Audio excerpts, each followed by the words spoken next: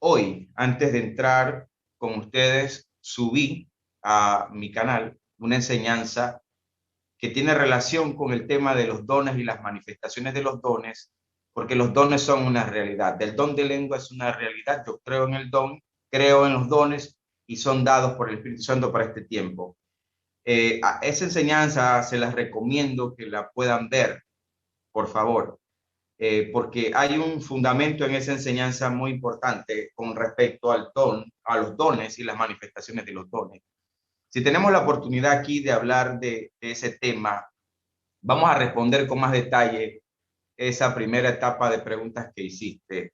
Lo único que sí debo rescatar que el don de lenguas no se traduce, no existe una traducción porque no es un idioma, no es una lengua humana. Existen tres tipos de lengua: lengua por señal, lengua devocional, que es la que corrige Pablo o la justa en Primera de Corintios capítulo 14, y la lengua que se da para expresar una profecía. Te digo esto adelantándote a un tema que es una materia amplia, que damos paso a paso, punto por punto, y que se muestra bíblicamente de que todo tiene su momento, todo tiene su lugar, pero no hay tal cosa como la traducción. Es posible que nada más hay que ajustar de que la lengua no se traduce, se interpreta, y eso significa darle el sentido a la lengua. La interpretación de lengua no necesariamente tiene que ser por parte de otra persona. La mayoría de las veces la interpretación de lengua viene por el propio espíritu a la misma persona que habla en lenguas. Es decir, la inquietud del apóstol Pablo es para que no solamente se ore en lengua, sino que también se ore en el entendimiento. Esto es por la preocupación del apóstol Pablo para los nuevos invitados, etcétera, etcétera. No necesariamente si yo hablo en lengua, otro tiene que interpretar. Lo que Pablo quiere, el interés global de la carta, es que la persona que está orando en lengua tenga la capacidad de hacerlo también en el entendimiento. La palabra de Dios en Primera de Corintios capítulo 14 nos establece en qué momento y en qué tiempo se habla en lenguas dentro de la congregación.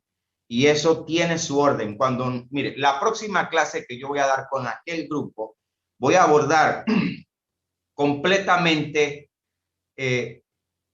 Primera de Corintios capítulo 14 y vamos a explicar exactamente cuál es el tiempo de hablar en lengua según lo que dice el apóstol Pablo en la carta a los Corintios. El momento de orar en lenguas y hablar en lenguas, cuando es el momento de que la congregación está orando, ese es el momento de orar en lenguas.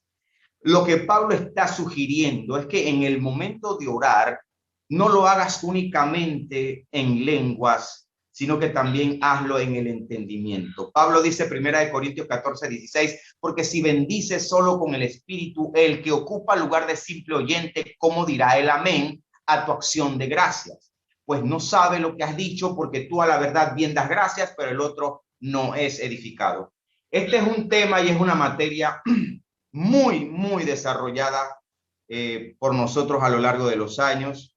Les puedo dar testimonio de que, contrario a que se prohíbe, lo que se hace en esta enseñanza es establecer el orden, porque a Pablo le preocupa el orden. Entonces vamos a enseñar, si cabe la posibilidad, la lengua por señal, en parte lo que se dio en Pentecostés, donde se habló idiomas, no lenguas desconocidas. Pablo en la primera carta de Corintios capítulo 14 sabe marcar la diferencia escrituralmente de la lengua desconocida, que es la que se habla con Dios, y la lengua como idioma. Ambos fueron lenguas, tanto lengua desconocida como idiomas, como se dio en Pentecostés, ambos fueron por señal en casi los primeros 30 años de iglesia en Hechos de los Apóstoles. Tanto se dio por señal en Pentecostés, donde se habló idiomas, como fue por señal también en otros episodios en el temprano mover del Espíritu Santo. Ambos fueron por señal. En el primero, en Pentecostés, tenía su motivo, tenía su razón, la llegada del Espíritu Santo, el estruendo y todo lo que se marcó ese día como inicio de la llegada del Espíritu Santo, pero también se dio por señal en lengua desconocida en otros eventos donde los apóstoles ponían manos y hablaban lenguas, y no eran idiomas, sino que eran lenguas desconocidas. El apóstol Pablo lo que hace prácticamente 30 años después, cuando escribe esta carta, cuando ya Pablo está establecido como aquel portador del fundamento, lo que hace Pablo 30 años después es poner orden en la congregación de los santos. Pero muchos de los eventos que se dieron en los 30 primeros años de iglesia, muchos de los eventos donde se habló lengua, idiomas y lengua desconocida fue por señal de la llegada del Espíritu Santo y de que la lengua o el Espíritu Santo no era solo para los apóstoles o los judíos, sino también para los gentiles. Lo que se dio en casa de Cornelio, por ejemplo, cuando el apóstol Pedro llega y da el mensaje y reciben y hablan en lenguas, fue por señal también de que los gentiles también iban a recibir el Espíritu Santo, y fue por señal también para el propio Pedro, que necesitaba comprender de que para ellos también era la salvación y el Espíritu Santo. Es un tema amplio. Es un tema amplio. Voy a responder esta parte de la pregunta de la hermana porque la segunda parte no me quedó muy claro. Amén.